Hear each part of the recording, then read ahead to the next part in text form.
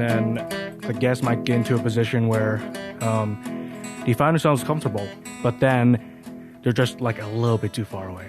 Okay. And like we're far enough into the conversation that I'm like, I don't want to have to interrupt. Yeah. Be like, hey, can you just scoot a little bit forward? Like we're already halfway into like what we think how long it's going to be, and it's well, that's, I don't know. Thankfully, I know a bit. I know enough to like maybe like mitigate it in post. Oh, okay. But you know, it's still it's a talking into a microphone is a weird thing to do. Sometimes, yeah. Especially regularly. Right. You know what I mean?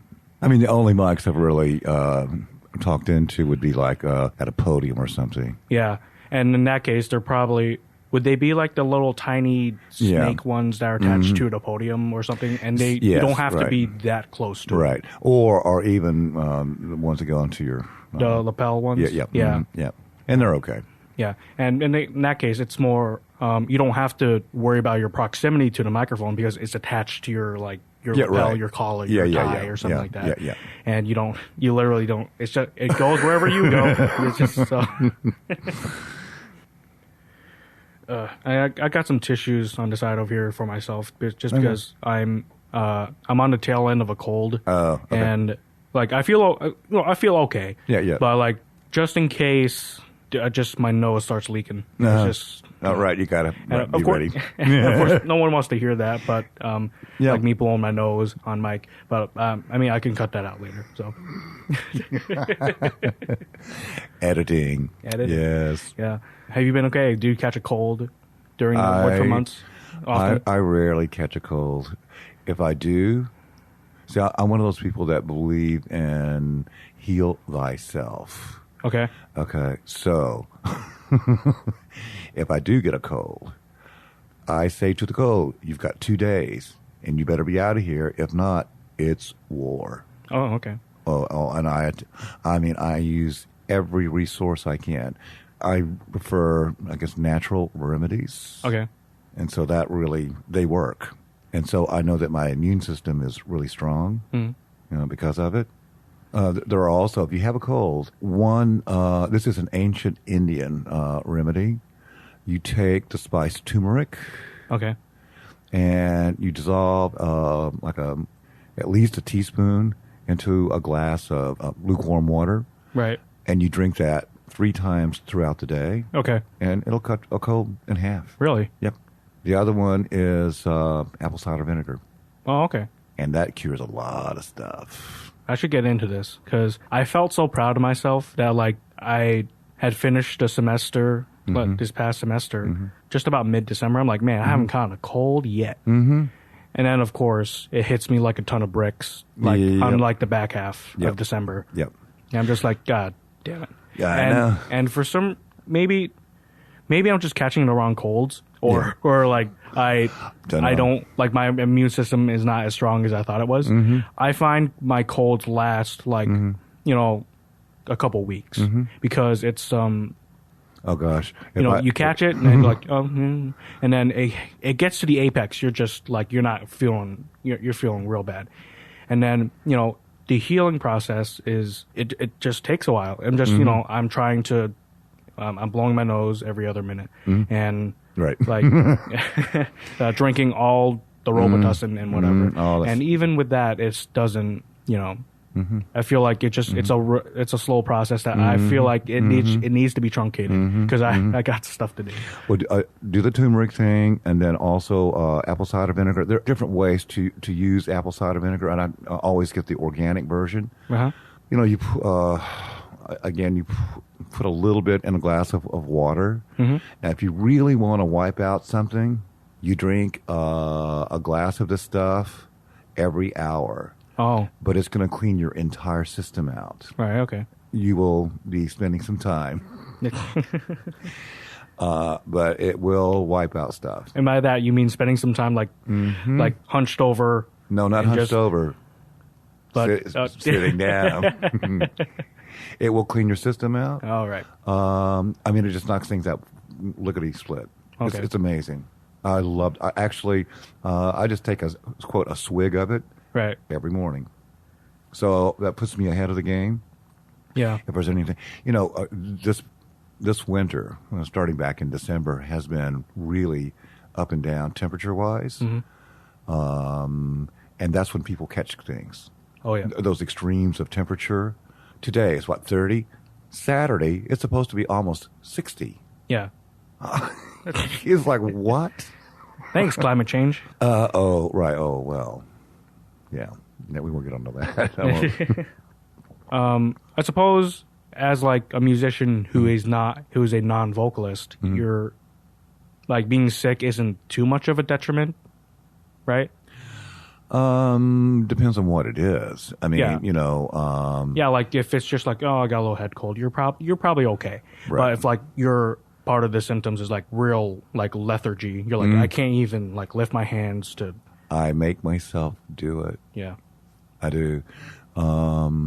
What I find is when I just go ahead and just make sure it's happening, I do what I mean, I have to be like on my deathbed. yeah. Okay. Other than that, I just go and do it. And I'm so glad I do because I feel so much better. Yeah. I've accomplished it. I may not have a lot of energy afterwards. Yeah. But I'm going to go, I'll go back home and just crash. Pass out. Yep. Right. And it's okay. It's okay. It works. I find myself doing that too because it feels better to be up and about doing stuff. Yeah, for sure. Just like not. For sure. Don't let it stop you in your tracks. Don't For lose sure. momentum. For sure. If you're just up and you're walking around, you're taking care of things, and first of all, like I guess on a psychological level, like it gets your mind off it. Yeah, sure. But also, again, like you don't lose momentum. You're really right when you're also using positive energy. Yep. And I think positive energy is a cure-all, if you will. Yeah. I mean, whether it's some sort of physical ailment or mental one for that matter. If you're depressed about something that's going on, it's far better to keep doing things. Whatever, it doesn't make any difference. It really doesn't make any difference what it is. Sometimes what I do, beyond music, is art. That really gets me into a completely different zone. So I haven't really been doing very much in terms of, let's say pen and ink drawings, which I like to do, and watercolors. I like to do digital art. Oh, okay. And it's fun. It's really fun. I mean, I could just sit there for hours and just all of a sudden it's like, what happened with the time? So, if my mind is occupied doing something with good positive energy, and it doesn't even have to be that. I mean, anything that I do, if it's just picking up stuff or whatever, it's a step in the right direction. Yeah. And now, were you always fascinated with like arts other than music, like visual arts, like painting and all this stuff? Yeah. I mean, thinking about it when I was a kid, let's deal with music first. I have 3 sisters that all were taking piano lessons, and I was already improvising, 7, 8 years old, whatever it was, and I was playing things that my sisters could not duplicate. And to this day, I still haven't understood why my parents didn't already have me to take lessons too. They finally did, but I was, already like 8 plus, almost 9, and that's really late. Yeah. I mean, that's really late. In the first year, I went through 3 levels. That's 3 years. When I was, let me see, I would have been in the 8th grade or 9th. We had moved to a small town in central Texas, and I was working with a teacher. After a year, she said, "I can't teach you anymore. I don't know what else to teach you." Yeah. Okay. So I was on my own for a while. Then we ended up moving to a suburb of Dallas, and I found a really great teacher. So, who was able to like push you? Well, just to give me, information that I was lacking. I mean, no teacher has ever had to push me. Oh, okay. Oh no, no. And my family was very supportive. I was at the piano easily, minimum of 2 hours, but mostly 3 to 4 hours every day. Okay. In addition to playing, I played trumpet and then picked up cello when I was in high school. So I was doing all that. And so it's never changed, except I don't play trumpet or cello any longer. So, right. unfortunately, one day I would like to pick up the cello. In terms of art, I guess you could call it doodling to a degree. Okay. I would do some pretty elaborate ones, and then I would experiment with instead of just using a pen or a pencil, I would use a colored pencil, just a lot of different things. And then I got into doing watercolors, I guess, when I was in high school. I haven't had much time to do that. So like years. Your affair with art is just as old as with music. Yeah, it's been all together. And then I do poetry too, which I did not pick up. I actually didn't pick that up until I think after college. And I used to write a lot. Now, I've never had any quote formal training in art, any sort, drawing, painting, whatever, nor in poetry. So this was probably 2 or 3 years after college. I had quite a collection of art, and I decided one day to take it to a gallery and just to get an opinion. That's all. I wasn't looking to even exhibit or anything like that. And the gallery people said, "You need to be entering shows." Okay. And then a really bad thing happened. On my way back from the gallery, I stopped at a little convenience store to pick up like a Coke or something, I had all this artwork in a large leather sort of portfolio case. When I got back to my car, someone had broken in and had taken, and I'm sure they were just after the leather case, thinking there was probably something valuable in it. I could not believe it. I looked everywhere. I checked out every trash can, big ones, little ones, for blocks around that location. So who knows? I never knew what happened to it. Yeah. And in my poetry, this all happened in Dallas. Similar time frame, I guess. I took to a publisher. The publisher really liked what I did. Interesting guy, the editor. Originally a Buddhist monk. He spoke numerous languages. I mean, he really had quite the background, He said, "I love your work," but he said, "Our publishing house doesn't publish material in this genre." He said, "But I'm going to give you a list of publishers that almost all of them would publish what you have." Mm-hmm. So this wasn't a list of 10 or 20 publishers. It was 20 pages of publishers. Mm. And stupid me, I say stupid, I never followed up. Oh. And that so I had put together actually, a collection of poems into an actual, I guess, book format, or a manuscript at least. Yeah. And that included pen and ink drawings. Oh, okay. Now, what's interesting is the drawings that I used for that were not done specifically for the poetry. These were done separately, but they happened to work for at least select poems. I mean, they were more or less abstract. I mean, this is a more, I guess, a sophisticated version of doodling. Oh, okay. Where I took it to a whole new level. And since then, I have seen online, other artists that do a very similar thing. It's fascinating. So, the saying is that music is the universal language. I think art is too. Yeah. Whatever form it takes. Yes. I'm always interested in when you find musicians. I feel like more often than not, musicians, the only thing they really do is music. Yeah. And right. that's the thing. Mm-mm. But then you find, then there's, other ones that you find their interests go in other areas, including arts and stuff. I happen to have an associate's degree in art. Mm-hmm. And although I was never the kind of person who doodled when I was a kid. I actually was not interested in art. Oh, okay. On some level, you could say I'm still not, because my degree in fine arts was more me trying to it was for me to develop a background in arts so I could pursue, say, filmmaking. What I have found, no matter what the subject, and it doesn't necessarily have to be, quote, in the arts, because I have such a humongous variety of interest. As an example, nature. I'm a nature boy.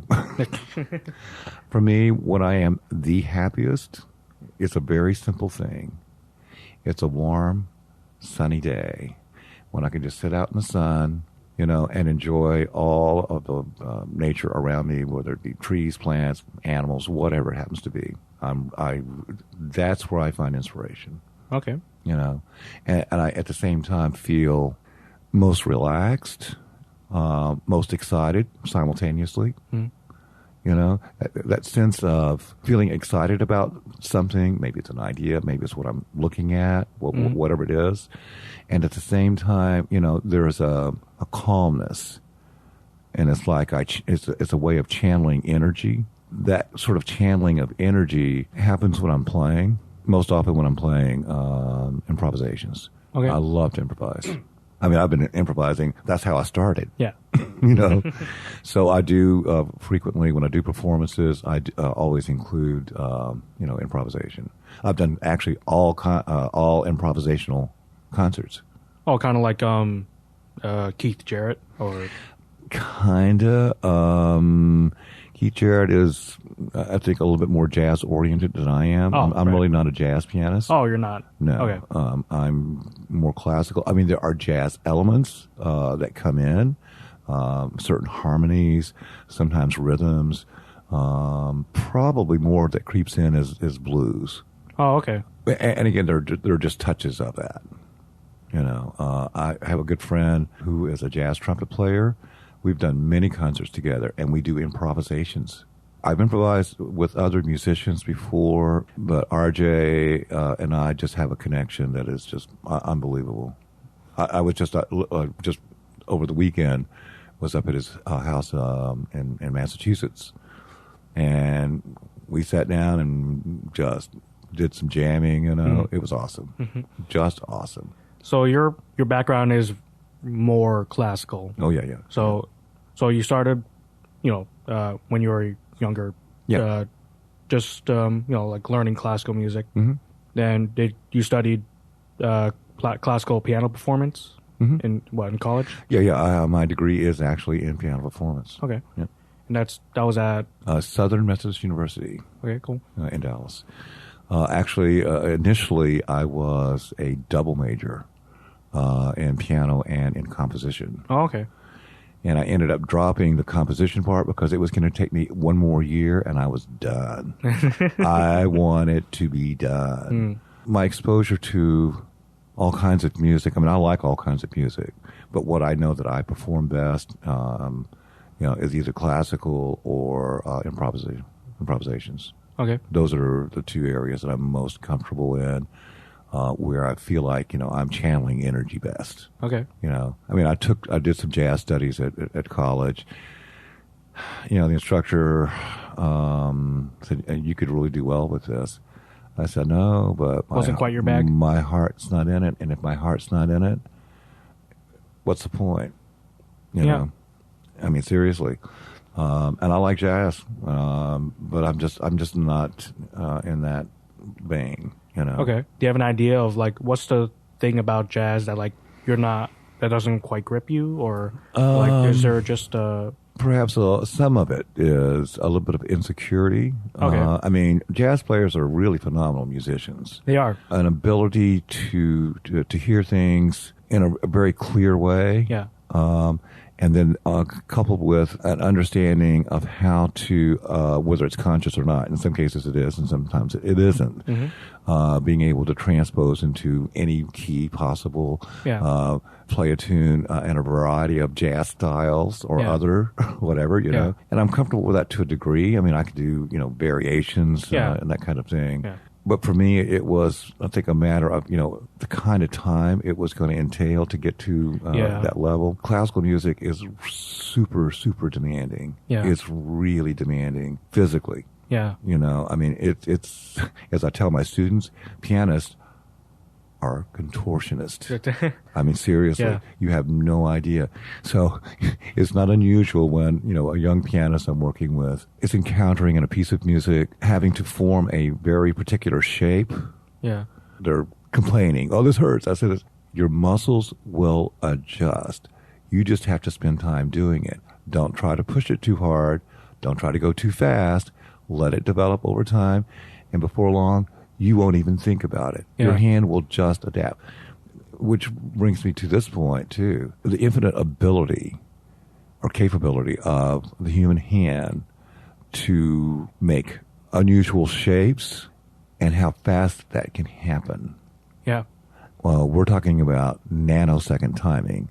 There is some music where the technical demands are so great that you're changing the shape of your hand to rather, they would be uncomfortable for most people. On some level, I think I understand. Like I play guitar. Yeah, okay. And like there's lots of weird kind of voicings that like how would you ever get your hand into that? Yep, right. You know? Yep. And your hand will adapt. It does.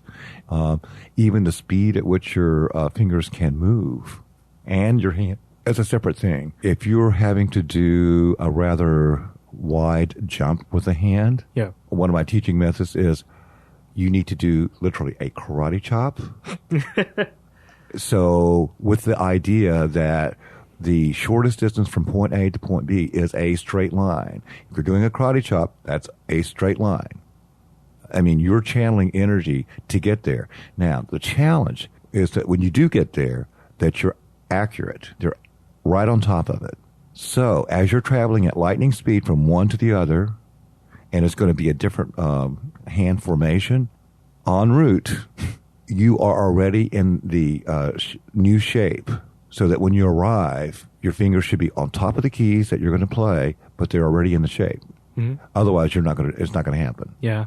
It's very interesting. Yeah. It is. It's a fascinating study. Yeah. This is kind of information I give to all my students, from the youngest up, which actually brings me to another subject: teachers that should not be teaching.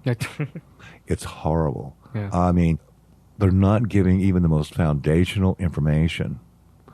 So sometimes I get students that will transfer to me, and I have to be very careful because I can see pretty quickly how much information that they have not received that they should have had in the first lesson or in the first two at the latest, right? So I can, overwhelm them with a lot of information, things that they need to know. Instead, I must go slowly and add this information in little by little. They need to be able to absorb it. They're not. If you give them too much information, they're not going to absorb it. And even with that, it's difficult. So they all get the same information from the very beginning. It's interesting over the years with the various teachers I've had, and I have some really wonderful teachers too. Since all of that, I've done my own explorations, my own discoveries. Some of the discoveries happen when I'm teaching. Because as a teacher, you are trying to convey information to an individual, and everybody is different on how they learn, their capacity for absorbing information, et cetera, et cetera. So you, as a teacher, first of all, you have to, pick up on that student's capabilities and be able to convey that information in a way they get. And I love teaching. It's one of the great joys of my life. I really, really love it. So I learn a lot because you're having to think, how are you going to convey this information? And so sometimes I'm surprised at how much I really have understood to be able to come up with a unique way to convey maybe the same information I do to another student. So with a new student, I've got to figure out pretty quickly, are they going to understand what I'm saying here? I mean, some information stays pretty much the same, so I have to be on top of it so that I can sense pretty quickly whether or not that student has really gotten the idea. Whether they say they've got it or not doesn't make any difference. Yeah. The proof is in the pudding, in terms of, how they respond to that, how they react, and how they actually execute an idea. Yeah. With their hands or whatever it happens to be. It's kind of like playing in an ensemble and say you're adjusting to their rhythm. Mm-hmm. Right.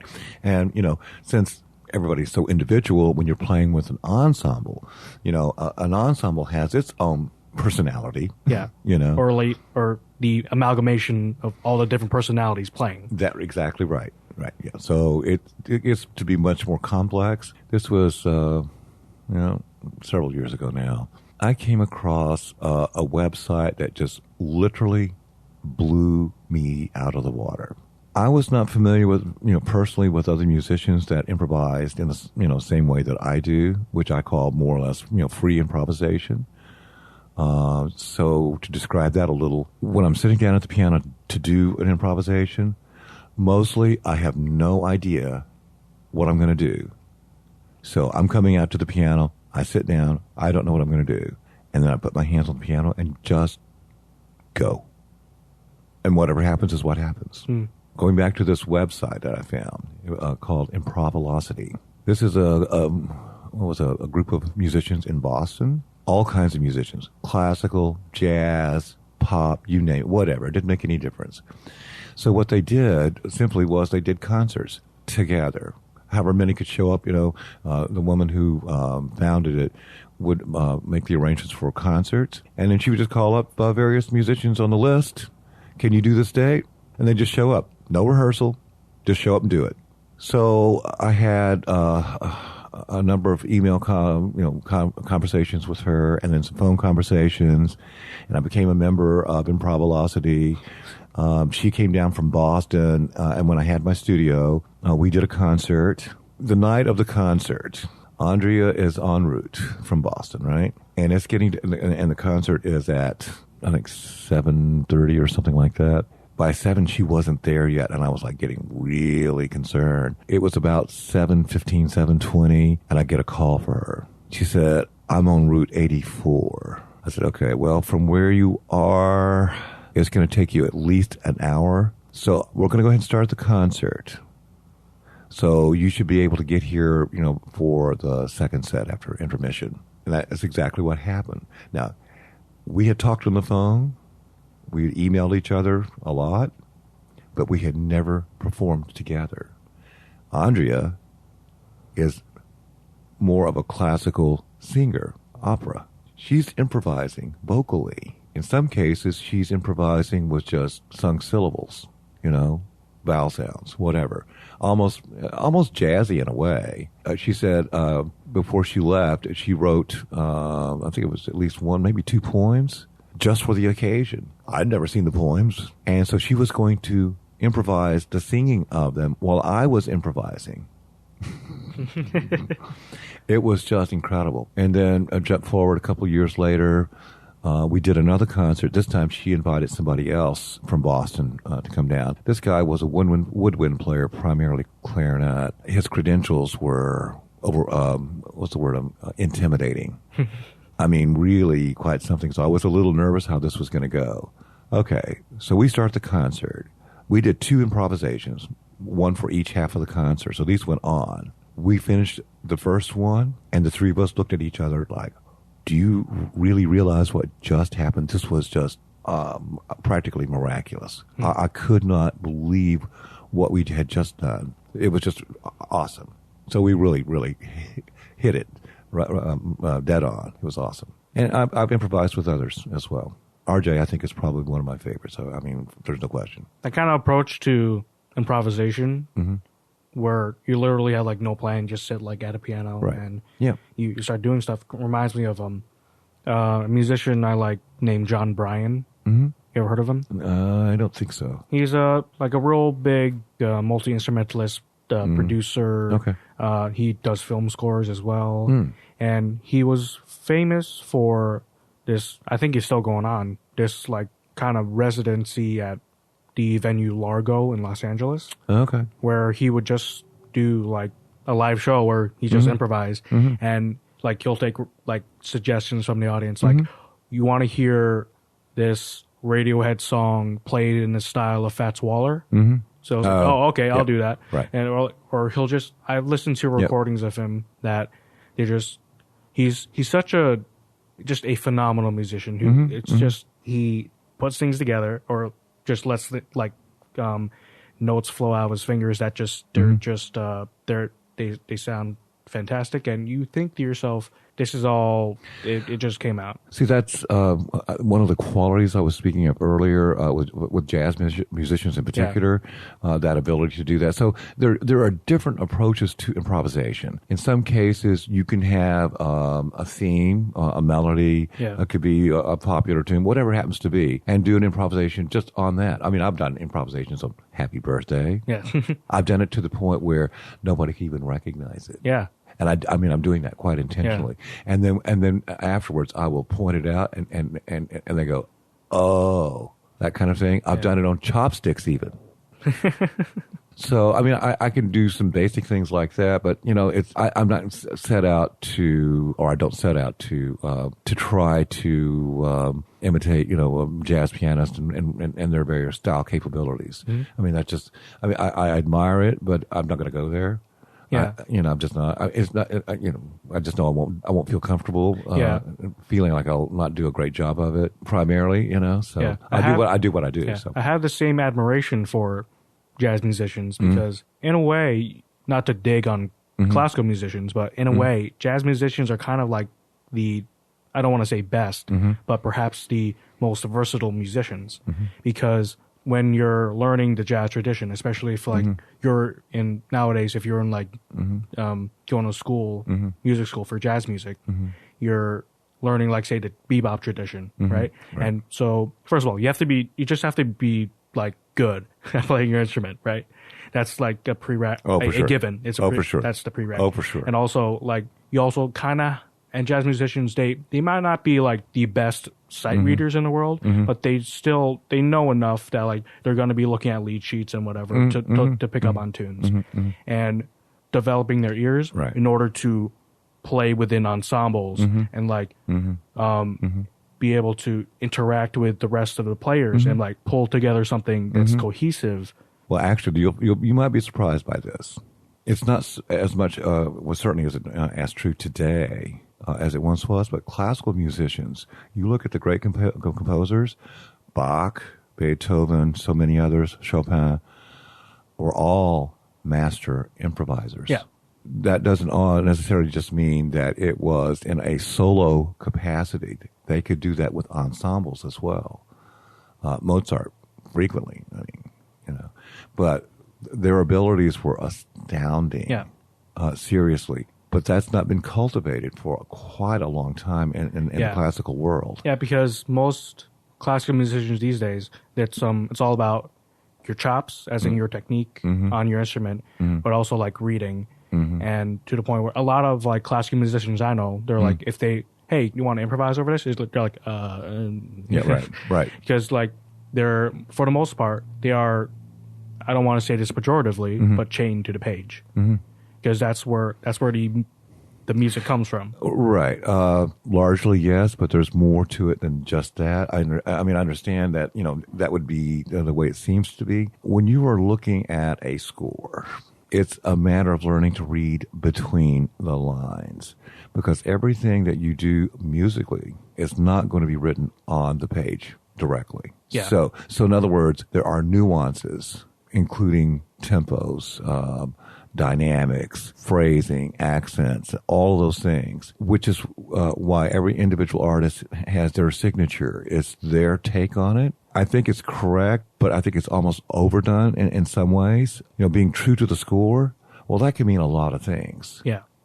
You played the right notes. Yeah, right. But the expression could be totally different from some other Absolutely. performer. And so for me, I always question how I interpret that written score. Would the composer have played it this way? Would he have been stuck to only one way? And I will tell you, absolutely not. No question about it. As a composer myself, I look at and play through music that I've written, let's say, several years ago. I interpret it very different now. I see it very differently. That wasn't going on with the great composers? Of course it was. Constantly. Music is an evolution. It's not you look at a score, it's not cast in stone. It's very, very interesting. I think that there is perhaps a view that classical musicians are so stuck to that written score that they have no flexibility. For a really good classical musician, that is not true at all. Yeah. They have to be flexible if they're being true to themselves as an evolutionary creature, on multiple levels. Sometimes your skill set increases, so you're able to do things, let's say, more thoroughly. But what it really means is that you have a greater command of the instrument to be able to express at a given moment what comes to you, keeping in mind, trying to be, well, more or less historically correct. I mean, there are certain things that, for example, let's look at the music of Bach. You look at most of the keyboard music, there is no indication of tempo.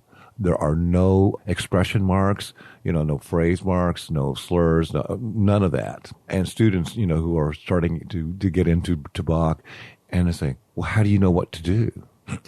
And how would the musicians of the day, as I understand it, musicians of the day were expected to know? I mean, there were sort of standard things, there may be other things. And especially the music of Bach, this is where you get into sometimes especially controversial interpretations. The great Canadian pianist Glenn Gould. Sometimes he would take a tempo of a piece that's fairly well known, ordinarily a piece that might be played faster, and he would play quite slow. And some that were played quite slow, he would take even extra fast. Things of that nature, just completely opposite. But the thing was, whatever the tempo he took, completely convincing, because he was so, I guess, emotionally and intellectually involved in that music. I mean, if you see films of him playing, he's the one who would always hum along. Even on some of his important recordings, you could still hear him humming. He was so intensely involved in playing. I get he had no problem that, and he knew, had to know that his voice was being heard while he's playing. You know. I suppose I don't know. Well, maybe in today's world they could actually get that out, but maybe not. I don't know. Another factor that comes into play is the different stylistic approaches to performance through time. So this is interesting. Late 19th century pianists in particular, classical pianists, were very guilty of changing things dramatically. They would add notes. They would take away notes. They would be very free in all tempos. It may not have been even at all. It was an emotional, romantic version, even if the music itself was not from the Romantic period. So it was not until Stokowski came along, great conductor, tried to make a change and said, you must be true to the score. This is where that really came from. Now, if you really look back at the 19th century, I think there was more flexibility than there was up until the early 20th century. And then everything became very, very strict. And I think in a way, well, there were good things about it, but I think the bad part of it is some performers were not so spontaneous about their interpretations. And I think that's what music really is about. It should, even if it's composed and you're staying, quote, strict to the score, all those things, stylistic, whatever, there has to be an element of spontaneity.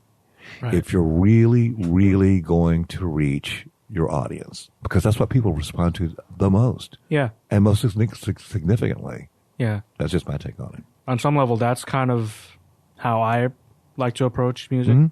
Say, I guess you could say my shtick as a guitarist, or my goal as a guitarist is to arrange stuff for solo guitar. That's the thing I'm into. For the most part, if I want to arrange a jazz standard, I want to get the song across. So I start with like a chord melody kind of approach. It's just like, just play it like how it sounds, because that's what the song is, right? Yeah. For the most part, that's how it stays until like I want to come up with like a weird coda to put at the end, or like I want to change this bit because I feel it this way. Like recently, I arranged the Beatles song "While My Guitar Gently Weeps." Oh yeah, for a solo guitar, and I did. It sounds like the song for the most part. The verse bits, the bridge bits, they sound like the song. But like the intro bit, I arranged it in a way that a couple of grace notes that feel like you can, but that's not quite in the recording. But like, I see you're trying to like put your own flair on it, right? Right. And after the intro, pretty much just goes right into the verse. But I added that bass walk up that goes that walks up from E, F sharp, G sharp, and A to turn around to get back to the verse. Okay, gotcha. Yeah. Which is normally just after the bridge, right? I eschewed the guitar Eric Clapton guitar solo because I can't play that. I'm not good at arranging yet. I'm not that good at arranging yet, and I decided to play through the verse again as a coda. Play through the verse again, but instrumentally. So it's just like okay. Yeah. And then at the very end, I add a bit where I go. Are you familiar with how the song goes? At least the progression or something. More or less. Well, like so, the last kind of bit of it would go like A minor, G, C, E. So I'll go on to C, and I'm about to go. You think I'm going to the E chord, right? But I go to the C, but then I switch it up. I start to really decode a bit. It goes B half diminished, Okay. B fully diminished, E7 for 2 bars. Okay. And then I throw in a little descending line with a little bit with some chromatic notes in it. Okay. And then it ends on an A minor chord. And then I slide it up an octave, that shape. I strum that. Yeah. And then I use my index finger on my picking hand to tap a low A note to end the piece. Ooh, that's cool. Yeah. That's cool. I like that. Yeah, stuff like that. That's great. I mean, would the Beatles have minded that? Doubt it. Look, they probably would have thought, yeah, that's pretty cool. You're trying to do your own thing with it. Yeah. So I think, well, the other thing too, in today's world, we get into this whole issue of copyright. I think there are good things about it, but I think it's really gone too far. This was several years ago. I caught part of a radio interview. It was on NPR, and I don't even remember who the guy was that was either who was interviewing or who was being interviewed. But it was on the subject of copywriting, and what I remember, the comparison of what once was and what's happening today. And the biggest point that was brought out in that interview was copywriting, to a degree, maybe to a great degree, is actually sort of stymieing creativity. Kind of, yeah.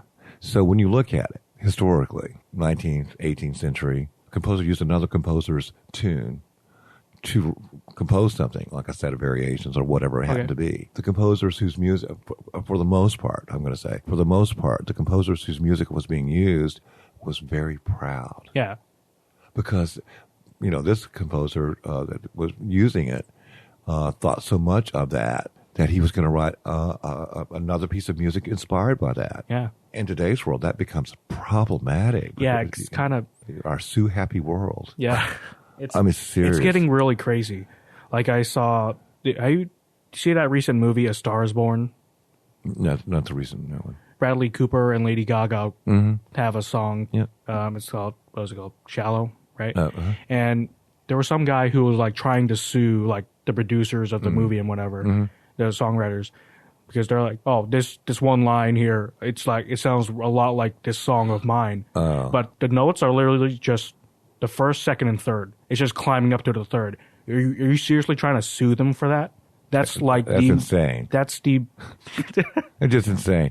I mean, it's really gone way out of kilter, frankly. It's stupid. Well, the music business itself is pretty much upside down. I don't care what the genre is nowadays. Classical musical world has been suffering. Jazz has been suffering.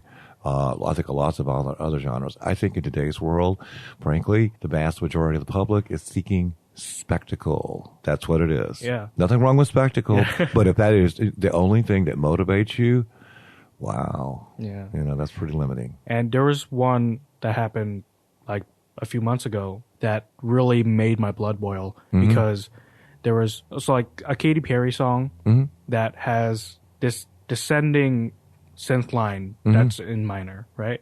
There were people trying to sue her for it because it sounds very similar to a song by this like Christian rap artist like a few years before, but like there's a note difference. It's just din din din din din din. That's it. That's the contour of the thing. And the guy they brought in to like really bolster their case is this professor of musicology from this college down south or whatever. And he was like, something, oh, it's such a recognizable melody, blah, blah, blah. And the timbre, blah, blah, blah. But first of all, those are completely different synth sounds. Like even if you look at the waveform, they're not the same.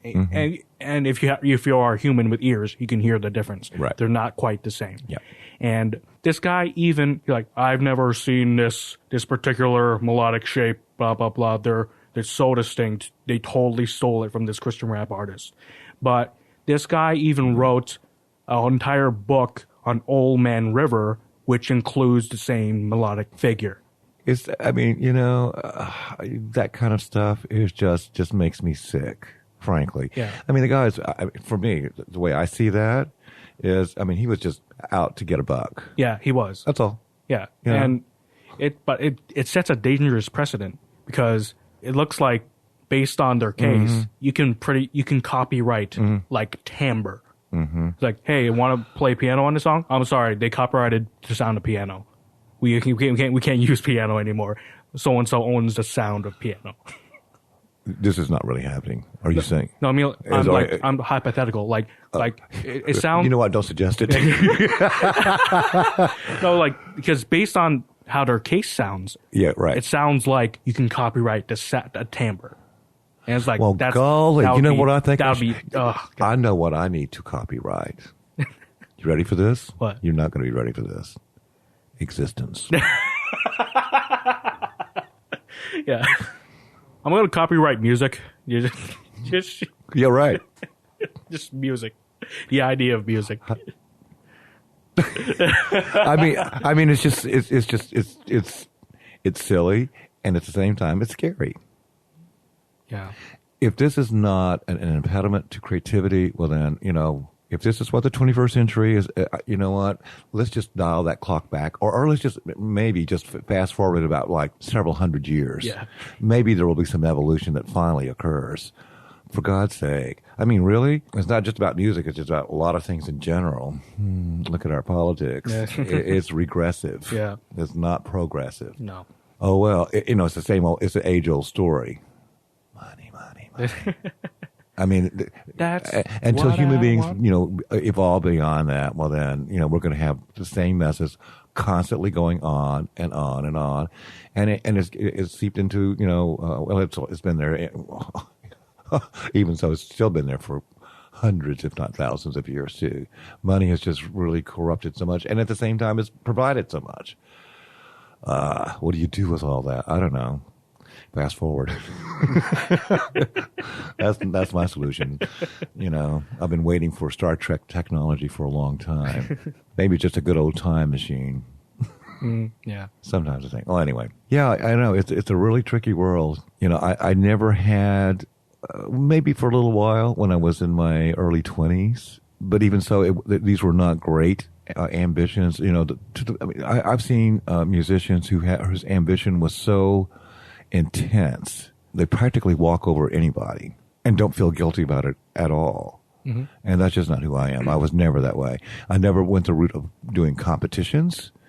I had a good friend when I was at university that went that route, and I heard all of the horror stories. I mean, seriously, and he would tell me stories. He would go out and play, and then as soon as he got off stage, he'd go to the restroom and throw up. So there's that aspect of it, and competitions, they're not so forthright. Let's put it that way. I mean, I've heard some pretty awful stories. And so I thought, that's a world I do not want to be a part of. I did enter one competition, but this was a composition contest when I was in college. And I had four compositions that placed, so I went out to perform them, and that was it, It wasn't a big deal. There was no money involved, no nothing. It was just, awards. Simple. Money would have been nice, but but I was very honored that that four compositions had a high placement, so that was good, And I do I do compose for a lot of different genres and instrumentation as well. I mean, I've done obviously lots of solo piano, organ works, lots of individual instruments, violin, baritone. Et cetera, chamber music, full orchestral works, a lot of choral stuff, because that's one of the other areas. I mean, as a musician, I have A number of different outlets for making music. Been a church musician for many, many years. So organist, choir director, handbell director, etc. Those kinds of things. Long career as an accompanist for ballet. That goes back to when I was living in Dallas. And I became the principal accompanist for the Dallas Ballet Conservatory. I came to Connecticut because I was hired as principal accompanist for Nutmeg Conservatory, their ballet company. I was a staff accompanist with the Joffrey Ballet, their summer program. I did that for 17 years. Mm. So that's one. I've worked with all different kinds of choral groups. When I lived in Maine, I was up there off and on for 20 plus years. And choral singing is a really big thing up there. So I accompanied a number of different choruses up there. I've done theater. I actually went on a national tour with a theater from Dallas. And we did a Cole Porter review. Cool. It was awesome. Fabulous cast. Really, really. It was one of the most fun experiences I think I've ever had. I'm so glad I did that. So we were out on the road for like 2 weeks. And, we would do a show in a different town every single night. And it was just fun. It was really great cast. We got along beautifully, extremely talented, great audiences. It was fun. Just great fun. Loved that. But I never really pursued a lot of, concert touring. I did some. I don't know. I just sort of made my home base and did things, in the area that I was living, whether it was in Texas or Maine or here in Connecticut. Now, when you compose, since you say you write poetry a lot, do they ever converge and you write songs as well? I have not done that. Really? I have actually often wanted to set some of my poetry to music, but I've never gone there. I don't know why. I have no answer for that. Just never got there. So the way I write poetry and the way I do art, whatever the medium, whether it's pen and ink, whether it's watercolor or digital, it's a similar approach. Basically make it up as I go. Yeah. Now, if I'm writing a piece of music, there are different approaches there too. I've done arrangements. One example, a good friend of mine up in Maine, she's a Celtic musician. And she had written a Thanksgiving tune with lyrics and all that, but she wasn't familiar how to set it for a choir. So I just took the basic thing that she gave to me and did an arrangement of that for choir, and that came out really beautifully. I will write for specific people sometimes, that kind of thing.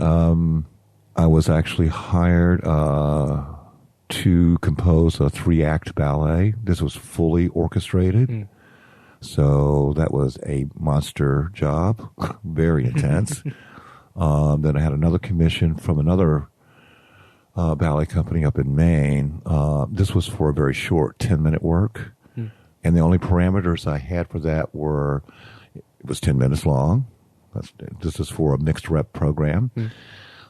They had funding for a string orchestra. Not a full orchestra, but a string orchestra. And the only other thing was they wanted something that was interesting rhythmically. So what I did there was I took the string orchestra and pulled 3 of the players to form a separate trio and added in piano, since I could act as the pianist, so that you would have basically 3 ensembles, if you will. And so the rhythm would be one that would be an interaction of the 3 ensembles. That was it. So that was fun. So I like doing that kind of stuff. Actually, I have some plans this year to start working on some short ballets in combination or inspired by some of the digital art that I've done. And the digital art itself is inspired by, I call them invented words. That's one of my fun things to do. I love to make up words. They're sometimes really silly and whimsical. They're supposed to be, it's just being silly with syllables, how you spell things. Right. And it's just fun. For me, it's just great fun. Does that also feed into your poetry, inventing words? There's a little bit of that in there, but not for that much. This was sort of a later evolution. I mean, I've always sort of made up words. Right. I guess where that really stems from, you've heard of this idea of talking in tongues, right? Yeah. You know, if I get really upset, I mean, there are no words that come to my mind, only just whatever comes out, you know, to express, you know, whatever emotion that is that I'm feeling at the moment. So that's kind of where it started, I guess.